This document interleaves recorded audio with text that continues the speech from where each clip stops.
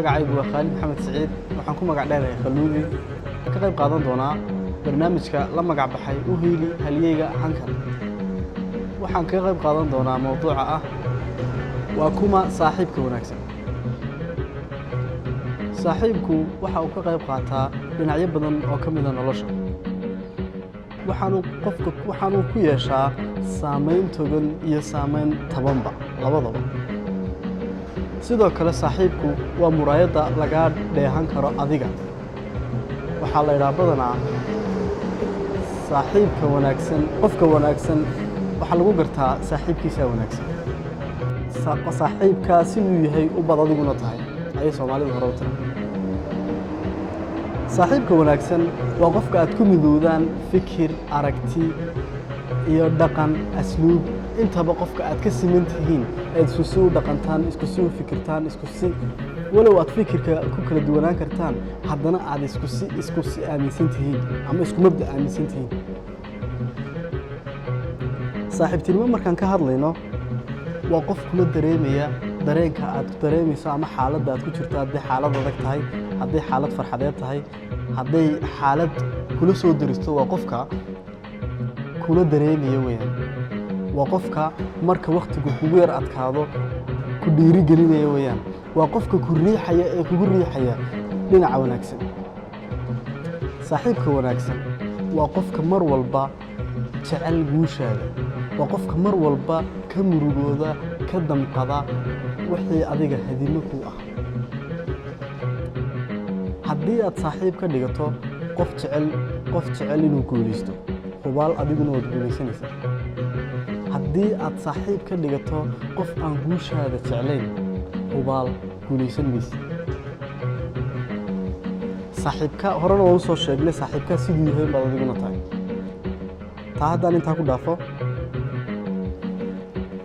waalidka oo laga dhigtaa saaxiib waxay noloshaada ku samaynaysaa saameyn aad iyo aad u ballaaran tusaale ahaan haddii waalidkaaga aad la saaxiibto oo aad ka dhigato saaxiib dhow oo aad u sheegato dareenkaaga oo aad u sheegato waayahaaga run ahaantii waad guulaysanaysaa balse haddii waalidkaaga aad u aragto mar walba caqabad waxay noqonaysaa caqabadda isna kugu ahaanaya adiguna halkaa aad taagan tahay dhaafi maysid oo gudbi maysid haddaba haddaynu qeexitaanka ereyga saaxiibtinimo intaa ku soo koobno saaxiibtinimo waxay noqonaysaa waa la saaxiibka ama la jaalka wixii adiga naftaada ku jihaynaya wanaagga saaxiibtinimo taas waan ku qeexi karnaa saaxiibtinimadu kaliya kuma eka cilaaqaad ka dhaxeeya laba qof cilaaqaad ka dhaxeeya bini aadam ama xiriir ka dhaxeeya laba qof ama xiriir bulsho ka dhaxeeya maaha kaliya saaxiibtinimadu saaxiibtinimo waxaad la saaxiibi kartaa ashyaa baad la saaxiibi kartaa tusaale ahaan haddaad qalinka la saaxiibto hubaal waxaad ku guulaysanaysaa in aad taariikh abuurto in aad taariikh dhigto in aad si kasta oo wanaagsan waad u adeegsan kartaa qalinka awaankeenii weynaa Hadraawi waxa uu yiri qalinka wax suureeya kugu sima halkaad doonto saaxiib kal furan weeye sunto fara ku hayntiisa weliga hasiideen waxyaabaha noloshaada ku jihaynaya wacnaan nololeed waxaad ka dhigan kartaa saaxiib waxyaabaha ka soo horjeeda ama caqabadda kugu ah waxa aad ka dhigan kartaa cadow haddaan si kale u dhigo waxaad iska fogeyn kartaa waxyaabaha aad isleedahay waxay kaa hortaagan yihiin wanaag waad iska fogeyn kartaa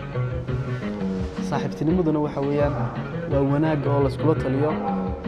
wanaagga oo la wada qaato wacnaanta oo la wada jeclaado horumarka oo laga fikiro intaas ayaan kaga baxayaa wassalaamu calaykum waraxmatullaahi wabarakaatu